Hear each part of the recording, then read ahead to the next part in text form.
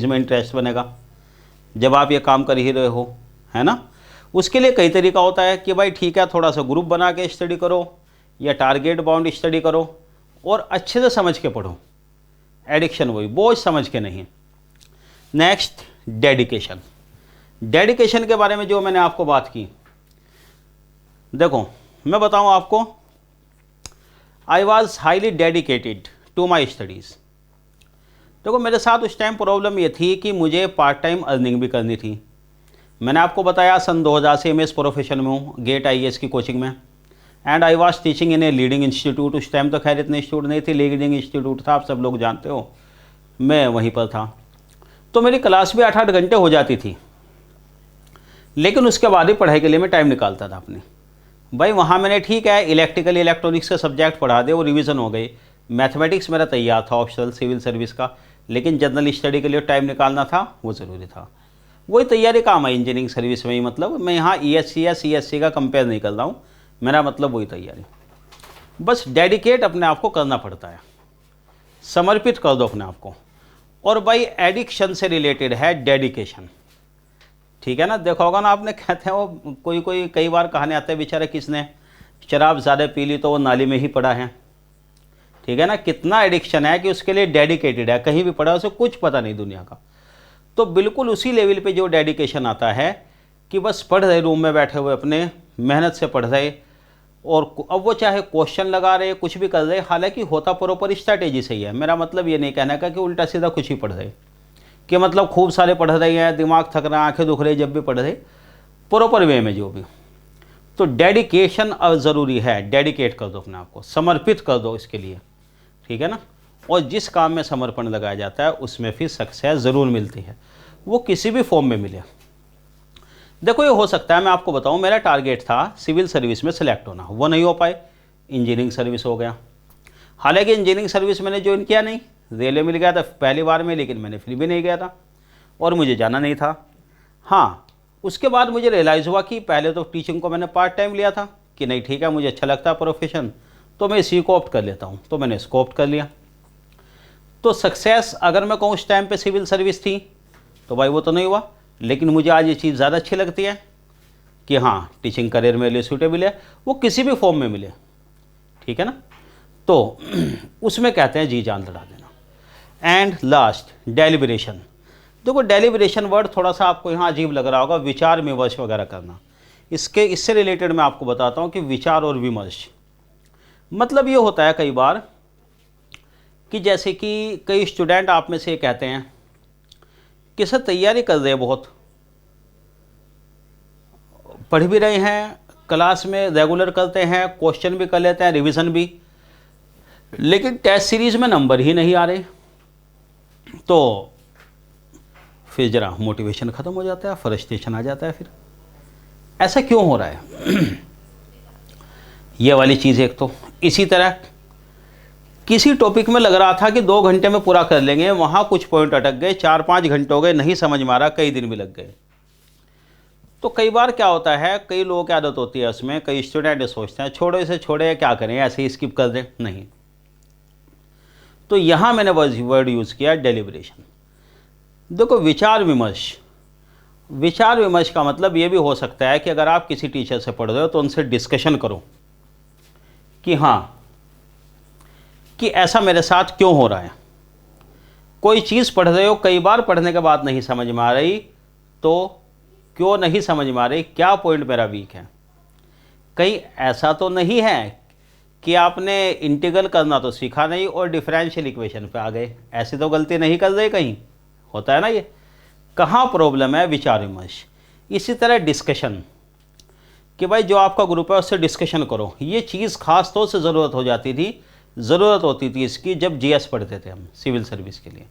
लेकिन मैं कहता हूँ टेक्निकल सब्जेक्ट में भी इसमें भी बहुत ज़रूरी कि पॉइंट टू पॉइंट नोट रखे, कहाँ डाउट आया है उसको क्लैरिफाई करते चले, ठीक है ना। कहते हैं ना काम को लिंगर ऑन करना, पेंडिंग छोड़ देना, चलो सोच लेंगे बाद में कर लेंगे, अभी एक बार पढ़ जाएँ बाद में देखा जाएगा, ये नहीं भी पढ़ेंगे तो क्या होगा। तो नहीं भाई, इसमें कोई भी वीक पॉइंट है तो क्यों छोड़ा जाता है आपका। ये 4 पॉइंट एजेंडा जो मैंने हमेशा फॉलो किया, उसी के बारे में मैंने आपको बताया है। और हाँ, ये बात ध्यान रखना, इसके अलावा जो स्ट्रैटेजी होती है कि सब्जेक्ट वाइज स्ट्रैटेजी क्या है, कि 3 मंथ एग्ज़ाम से 3 महीने पहले क्या स्ट्रैटेजी फॉलो करना, रिवीजन की टेक्निक क्या होगी। देखो ये चीज़ें एकदम ऐसी है, अगर एक भी पॉइंट को लेकर मैं बैठ जाऊं तो 2-3 घंटे लग जाएंगे बताने में। तो ऑब्वियसली एक सेशन में सारी चीज़ें नहीं हो सकती, वो भी मैं आपको इसके साथ डिस्कस करूंगा। कि अब जैसे कि आपका गेट 23 एग्ज़ाम आने वाला है भाई, रफली 3-3.5 महीने हैं, तो इसको कैसे यूज़ करना है, इसमें रिवीजन करना है, नया सब्जेक्ट है तो कैसे पढ़ना है, कितना टाइम किस चीज़ को देना है, ये वाला। लेकिन ये बात मानकर चलो, स्ट्रैटेजी और प्लानिंग वो बहुत ज़रूरी होती है। और जब आदमी मोटिवेट होता है और एडिक्ट होता है किसी चीज़ का, तो सारी प्लानिंग ढूंढ देता है। ठीक है ना, कहते हैं ना वो कि भाई किसी भी जगह रेगिस्तान में भी चाय का ढाबा ढूंढ ही लेता है, जिसे एडिक्शन होता है, कहीं भी ना कहीं घूम कर वो ऐसी प्लानिंग लगाता है दिमाग से। ठीक है ना, जैसे वही शराब पीने वाला भी कहीं ना कहीं वो ढूंढ ही लेता है वाइन शॉप, कि भाई यहाँ भीड़ है, यहाँ ऐसे होगा, ये उससे दूर है रोड से, यहाँ नहीं, भाई यहाँ तो मंदिर मस्जिद है, उसके पास तो लाइसेंस नहीं होता, तो यहाँ से दूर जाऊँ मैं। वो कुछ भी पूछेगा तो वो किसी भी तरह ढूंढ ही लेगा। हम आप लोगों को पता भी नहीं होगा, और अच्छा नहीं पता हो ड्रग्स वगैरह का जो होता है, लेकिन पता नहीं कैसा रैकेट चलता है, जो उसके एडिक्ट होता है वो कहीं ना कहीं से ढूंढ ही लेते हैं, कहीं से हर जगह से ढूंढ जाते हैं वो। तो वही चीज़ होती है एक्चुअली। इसलिए मैं आपको कहता हूं कि जब आप किसी एग्ज़ाम के लिए तैयारी करते हो, उसकी प्लानिंग बहुत ज़रूरी है, उसका तरीका आप ढूंढ लेते हो। ठीक है ना, लेकिन हाँ ये ज़रूर है, पॉइंट टू पॉइंट किसी को फॉलो करने की ज़रूरत नहीं है। ठीक है ना, देखो जैसे मैंने आज एक सेशन लिया था, उसमें बताया था कि बंदर खुश होता है जब वो टिरी पे चढ़ जाता है। देखो मैं कितने टिरी पे चढ़ रहा हूँ मज़े में, और वो मछली को कहता है कि तुम्हारे बस का नहीं टिरी पे चढ़ना। अब ऐसा थोड़ा ही होगा मछली उसको सोचकर फ्रस्ट्रेट हो जाए, मुझ पर टिरी पे चढ़ना नहीं आता। अरे उसके लिए अपना जोनर अलग है, उस पर तैरना आता है, स्विमिंग आती है उस पर, उसके लिए वो चीज़ ज़रूरी है।